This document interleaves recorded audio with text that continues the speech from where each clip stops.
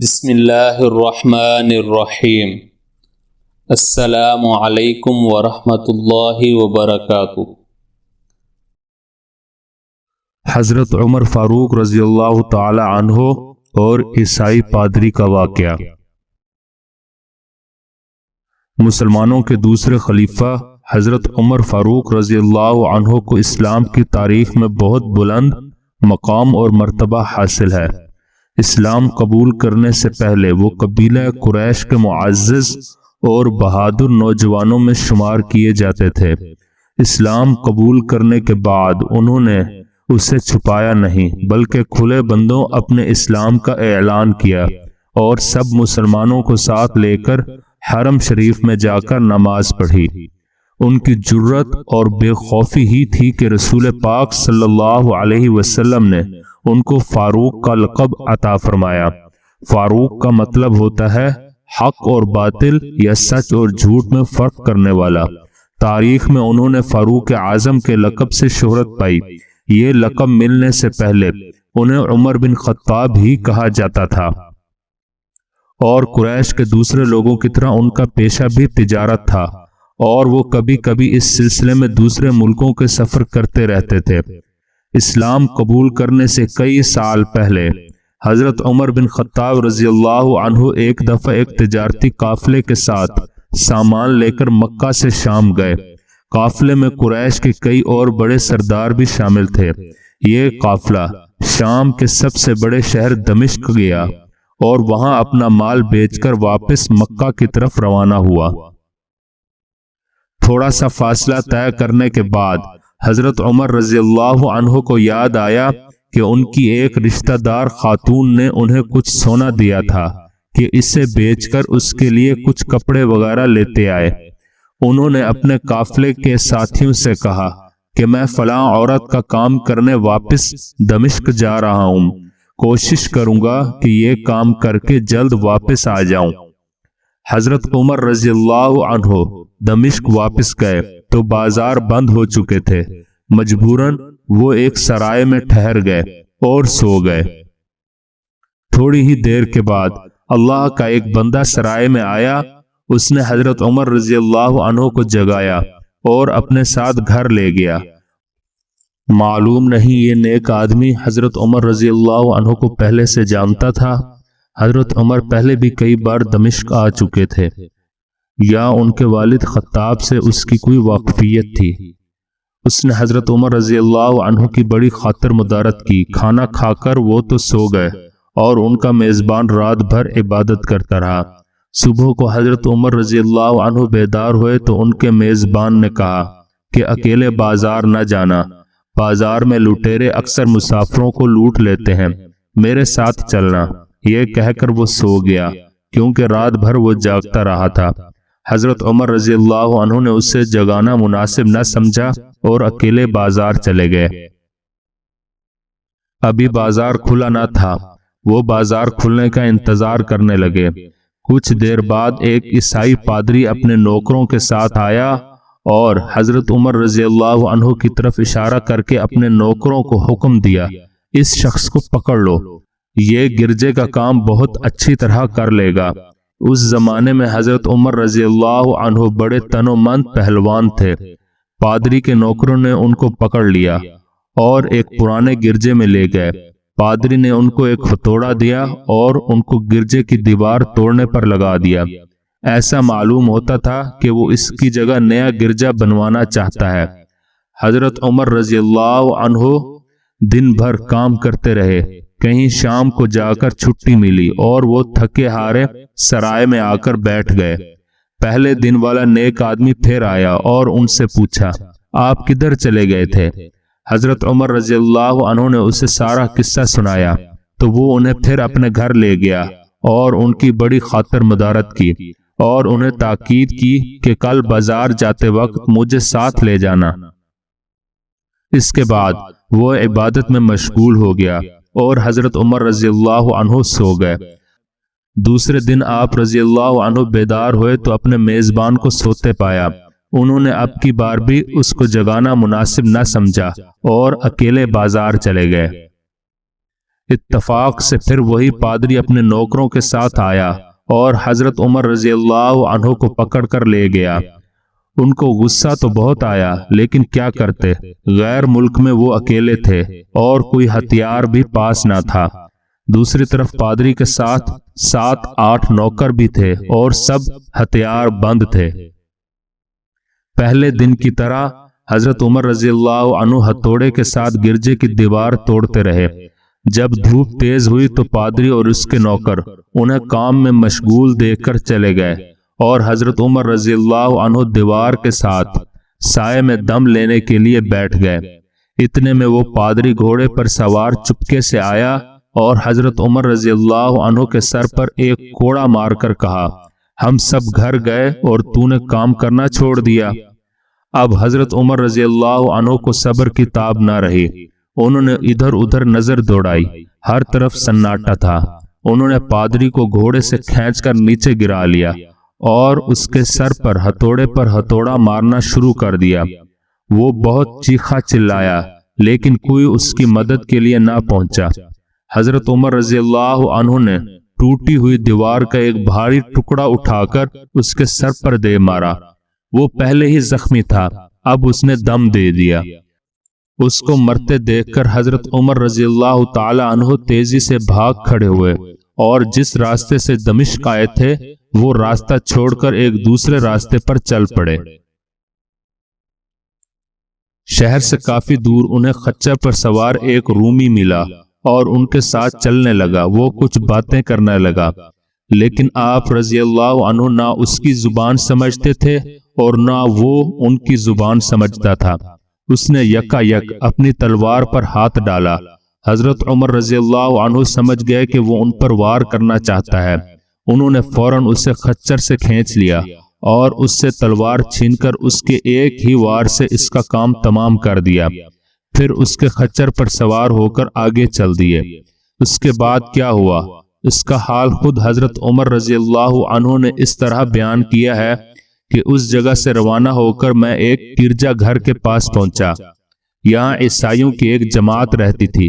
میں گرجے کے اندر داخل ہوا تو گرجے میں رہنے والے سب لوگ میرے ارد گرد جمع ہو گئے اور مجھ سے میرے حالات کے بارے میں پوچھنے لگے۔ پھر وہ اپنے عیسائی عالم اسقف کے پاس گئے اور اسے میرے گرجے میں آنے کی اطلاع دی۔ اسقف میرے پاس آیا اور مجھے نہایت غور سے دیکھنے کے بعد کہنے لگا، ایسا معلوم ہوتا ہے کہ تمہیں کسی چیز کا خوف ہے۔ میں نے کہا، تم نے کیسے اندازہ کیا کہ مجھے کسی چیز کا خوف ہے؟ اس نے میرے سوال کو ٹال دیا اور کہا، آپ جب تک چاہیں یہاں ٹھہریں، آپ کو یہاں کسی قسم کا کوئی خطرہ نہیں، کیونکہ آپ ہماری حفاظت میں ہیں۔ پھر اسقف نے مجھے اپنے گھر میں مہمان کی طرح رکھا اور میری نہایت خاطر مدارت کی۔ پھر پوچھا کہ آپ کون ہیں؟ میں نے اسے بتایا کہ میں مکہ کا رہنے والا ہوں اور قبیلے قریش سے تعلق ہے۔ ایک تجارتی قافلے کے ساتھ شام آیا تھا۔ تجارت کا مال بیچنے کے بعد اپنے ایک ضروری کام کے لیے مجھے اپنے قافلے سے جدا ہو کر واپس دمشق جانا پڑا۔ اب میں اپنے وطن واپس جا رہا ہوں، راستہ بھٹک کر ادھر آ نکلا ہوں۔ اسقف مجھے غور سے دیکھتا رہا اور بار بار طرح طرح کے سوال کرتا رہا۔ میں نے اس کے یہاں نہایت آرام سے رات بسر کی۔ صبح کو اس نے پوچھا، آپ کا ارادہ ابھی یہاں ٹھہرنے کا ہے یا آگے جانے کا؟ میں نے کہا، میں اب آپ سے رخصت ہونا چاہتا ہوں۔ یہ سن کر اسقف اپنا شاندار گدھا، جو بڑا خوبصورت اور نہایت تیز رفتار تھا، لے آیا۔ اس پر پالان کسا اور خرجیاں لاد دیں، جن میں کھانے کی مزیدار چیزیں اور قیمتی تحفے بھرے ہوئے تھے۔ خرجیاں ان تھیلوں کو کہتے ہیں جو گدھے کی پیٹھ پر سامان کے لیے باندھ دیتے ہیں۔ پھر اس نے کہا، آپ اس گدھے پر سوار ہو جائیں اور چل پڑیں۔ راستے میں آپ کا گزر کسی عیسائی کے مکان کے پاس ہوگا تو وہ آپ کو اس گدھے پر سوار دیکھ کر آپ کی بے حد تعظیم کرے گا اور آپ کی خاطر مدارت میں کوئی کسر اٹھا نہ رکھے گا۔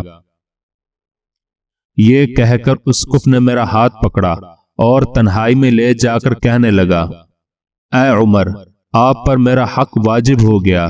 میں نے کہا بے شک۔ اس نے کہا آپ کا تعلق ایک معزز قوم سے ہے، میری آپ سے ایک غرض ہے۔ میں نے کہا آپ بیان کریں، لیکن حیرت کی بات ہے کہ آپ جیسا بڑا آدمی مجھ جیسے پریشان حال مسافر سے کوئی غرض رکھتا ہو۔ اس نے بڑے یقین بھرے لہجے میں کہا سنیے، میں ایک ایسا آدمی ہوں جسے اللہ تعالی نے آسمانی کتابوں کا علم عطا کیا ہے۔ میں نے آپ کی ذات میں بہت سی ایسی نشانیاں دیکھی ہیں جو ظاہر کرتی ہیں کہ جب ایک مقررہ مدت پوری ہو جائے گی تو حالات میں زبردست تبدیلی آئے گی۔ اس وقت آپ ہمارے ملک کے حاکم بن جائیں گے اور یہاں کے سب شہروں میں آپ ہی کا حکم چلے گا۔ پھر اسقف نے اپنی جیب سے سیاہی، قلم اور کاغذ نکالی اور کہا میری غرض یہ ہے کہ آپ اس کاغذ پر لکھ دیں کہ اس گرجے اور اس کی جائیداد پر جزیہ یا اور کسی قسم کا حکومتی محصول معاف ہوگا۔ میں نے حیران ہو کر اسقف سے کہا آپ مجھ سے مذاق تو نہیں کر رہے؟ اس نے کہا قسم ہے اس ذات کی جس نے حضرت عیسیٰ علیہ السلام پر انجیل نازل فرمائی، میں جو کچھ کہہ رہا ہوں وہ بالکل سچ ہے۔ آپ مہربانی فرمائیں اور میری درخواست قبول فرمائیں۔ میں نے اسقف کی باتوں کو اس کا وہم سمجھا اور جس طرح اس نے کہا اس طرح لکھ کر کاغذ اس کو دے دیا اور گدھے پر سوار ہو کر وہاں سے چل پڑا۔ راستے میں مجھے کئی جگہ عیسائیوں کی جماعتیں ملیں، انہوں نے اسقف کے گدھے پر مجھے سوار دیکھ کر میری بڑی خاطر مدارت کی۔ میں اس طرح جگہ جگہ عیسائیوں کا مہمان بنتا تبوک پہنچ گیا۔ تبوک شام اور عرب کی سرحد کے قریب ایک قصبہ ہے۔ اللہ تبارک و تعالی کی شان، جس تجارتی قافلے کے ساتھ میں گیا تھا وہ کافی دیر میرا انتظار کرنے کے بعد اس جگہ سے چل پڑا تھا جہاں میں نے اسے چھوڑا تھا، اور اب تبوک میں ایک کنویں کے قریب ڈیرا ڈالے ہوئے تھا۔ قافلے والے میرے ساتھی مجھے دیکھتے ہی میری طرف دوڑ پڑے۔ وہ مجھ سے مل کر بہت خوش ہوئے اور کہنے لگے اے ابن خطاب، ہم لوگ تمہارا انتظار کرتے کرتے بالکل مایوس ہو گئے تو ہم نے اس مقام سے کوچ کر دیا جہاں سے تم واپس دمشق گئے تھے، مگر تمہارے بارے میں ہم سخت پریشان تھے۔ یہ تو بتاؤ اتنے دن تم کہاں رہے؟ میں نے وہ تمام حالات بیان کیے جو مجھے پیش آئے تھے، لیکن اسقف سے میری جو گفتگو ہوئی تھی وہ بالکل ظاہر نہ کی، کیونکہ میں اسقف کی باتوں کو اس کا وہم اور اس کی عقیدے کی کمزوری سمجھتا تھا۔ قریش کے ایک سردار ابو سفیان بھی اس قافلے میں شامل تھے۔ انہوں نے مجھے اس شاندار گدھے پر سوار دیکھ کر کہا ارے تم لوگ اس نوجوان کی اقبال مندی تو دیکھو، اسے کسی ایسے میدان میں چھوڑ دیا جائے جہاں نہ پانی ہو اور نہ سبزہ، پھر بھی اسے رزق مل جائے گا۔ اسقف نے رخصت کرتے وقت مجھ سے کہا تھا کہ جب میں اپنے ساتھیوں کے پاس پہنچ جاؤں اور گدھے کی ضرورت نہ رہے تو اس کی رسی کو خرجیوں میں رکھ کر اور خرجیوں کو مضبوطی سے باندھ کر گدھے کو اسی جگہ چھوڑ دینا۔ میں نے ایسا ہی کیا۔ یہ دیکھ کر ابو سفیان نے کہا ارے یہ تم نے کیا کر دیا؟ گدھے کو ایسی جگہ چھوڑ دیا جہاں سے چور اور درندے اکثر گزرتے رہتے ہیں۔ میں نے کہا کہ اس کے مالک نے مجھے ایسا ہی کرنے کی ہدایت کی تھی، وہی اس کی عادتوں سے زیادہ واقف ہے۔ وہاں سے روانہ ہو کر ہمارا قافلہ مکہ پہنچا۔ میرے اور اسقف کے درمیان جو گفتگو ہوئی تھی وہ مجھے بھلائے نہ بھولی تھی۔ پہلے تو کئی دن میں نے اسے دل ہی دل میں رکھا، لیکن پھر مجھ سے ضبط نہ ہو سکا، اور میں نے یہ راز اپنی اس رشتہ دار خاتون کے سامنے ظاہر کر دیا جس نے مجھے سونا دیا تھا۔ وہ بڑی عقل مند خاتون تھی۔ اس نے مجھ سے کہا اے ابن خطاب، میں تمہارے بچپن ہی سے تم میں اچھی نشانیاں دیکھ رہی ہوں۔ تم جب بہت چھوٹے بچے تھے تو میں نے ایک دفعہ خواب دیکھا کہ تم لمبے ہوتے جا رہے ہو اور تمہارا قد اتنا لمبا ہو گیا کہ اس نے آسمان کو چھو لیا۔ یہ دیکھ کر میں نے خواب میں کہا ارے یہ میرے بچے کی کیا حالت ہے؟ کسی نے کہا کہ یہ لڑکا جلدی ہی دنیا اور آخرت میں بھلائی پانے والا بنے گا۔ جاہلیت کے زمانے میں اس قسم کی باتوں کا مطلب میری سمجھ میں نہیں آتا تھا۔ مکہ میں ایک شخص اہل کتاب یہود اور نصارہ میں سے تھا جو بہت گمنام تھا۔ عام لوگ تو اس سے واقف نہیں تھے، لیکن قریش کے سردار اسے پہچانتے تھے اور اس کی بہت عزت کرتے تھے۔ ایک دن میں دوپہر کے وقت اس کے یہاں گیا اور اس کے مقام پر پہنچ کر اسے آواز دی، ذرا دروازہ کھولیے، مجھے آپ سے ایک ضروری کام ہے۔ اس نے دروازہ کھول دیا۔ میں نے اس سے کہا کہ میں آپ سے چند باتیں کرنا چاہتا ہوں اور چاہتا ہوں کہ ان کو آپ اپنے دل میں راز بنا کر رکھیں اور کسی کے سامنے ان کو ظاہر نہ کریں۔ اس نے ایسا کرنے کا وعدہ کیا تو میں نے اپنے سفر کے تمام حالات اس کے سامنے بیان کر دیے اور اپنے رشتہ دار خاتون کے خواب کا ذکر بھی کر دیا۔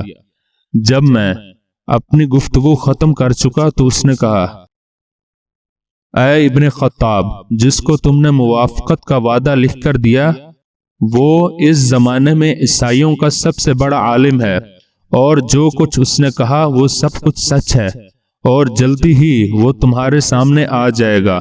جہاں تک تمہارے رشتہ دار خاتون کے خواب کا تعلق ہے تو اس سے یہ ظاہر ہوتا ہے کہ مکہ میں ایک بہت بڑا انقلاب آئے گا، زمانہ ایک نئی صورت اختیار کرے گا اور آنے والے زمانے کے آسمان و زمین بدل جائیں گے۔ میں وہاں سے گھر چلا آیا اور اس کی ساری باتیں اپنے دل میں ہی لیے رہا۔ تھوڑے ہی عرصے کے بعد قریش کی مجلسوں میں رسول اللہ صلی اللہ علیہ وسلم کا ذکر ہونے لگا۔ یہ لوگ اس بات پر خفا تھے کہ محمد صلی اللہ علیہ وسلم اپنے آپ کو اللہ کا رسول کہتے ہیں، لوگوں کو بتوں کی پوجا کرنے سے منع کرتے ہیں اور ایک اللہ تعالیٰ کو ماننے پر زور دیتے ہیں۔ جلد ہی اللہ تعالیٰ نے اسلام کو ظاہر کر دیا اور مجھے یقین ہو گیا کہ حالات وہی صورت اختیار کر رہے ہیں جن کی طرف آسمانی کتابوں کے عالم اسقف نے اشارہ کیا تھا۔ نبوت کے چھٹے سال حضرت عمر رضی اللہ عنہ نے اسلام قبول کر لیا اور رسول اللہ صلی اللہ علیہ وسلم کے جانثار ساتھی بن گئے۔ سن 11 ہجری میں رسول اللہ صلی اللہ علیہ وسلم نے اس دنیا سے پردہ فرمایا تو حضرت ابو بکر صدیق رضی اللہ عنہ مسلمانوں کے پہلے خلیفہ بنے۔ سن 13 ہجری میں انہوں نے وفات پائی تو حضرت عمر فاروق رضی اللہ عنہ خلیفہ دوم اور امیر المؤمنین بنے۔ حضرت عمر فاروق رضی اللہ عنہ کے دور میں فتوحات کا سلسلہ بہت بلند رہا۔ اپنی خلافت کے زمانے میں شام کی فتح کے بعد وہاں تشریف لے گئے تو ایک بہت بوڑھا آدمی جس کے بال برف کی طرح سفید ہو چکے تھے عیسائیوں کی ایک جماعت کے ساتھ ان کی خدمت میں حاضر ہوا اور عرض کیا، اے امیر المومنین، کیا آپ مجھے نہیں پہچانتے؟ حضرت عمر رضی اللہ عنہ نے فرمایا، اگر آپ شام کے فلاں گرجے والے اسقف ہیں تو میں آپ کو پہچانتا ہوں۔ اس نے کہا، جی ہاں، میں وہی اسقف ہوں۔ حضرت عمر رضی اللہ عنہ نے فرمایا، میں نے آپ سے لکھ کر جو عہد کیا تھا وہ ابھی تک قائم ہے۔ اللہ تعالیٰ نے اپنے رسول محمد صلی اللہ علیہ وسلم کے ذریعے ہمیں عزت بخشی۔ انہوں نے ہمیں اللہ تعالیٰ کی پسندیدہ دین اسلام کی طرف دعوت دی، ہم نے یہ دعوت قبول کی۔ آپ ہی نے مجھے ان باتوں سے آگاہ کیا تھا، اب آپ کو کون سی چیز اسلام قبول کرنے سے روکتی ہے؟ بوڑھے اسقف نے حضرت عمر رضی اللہ عنہ کی باتیں سن کر اسی وقت اپنے ساتھیوں سمیت کلمہ پڑھ کر اسلام کی دولت حاصل کر لی۔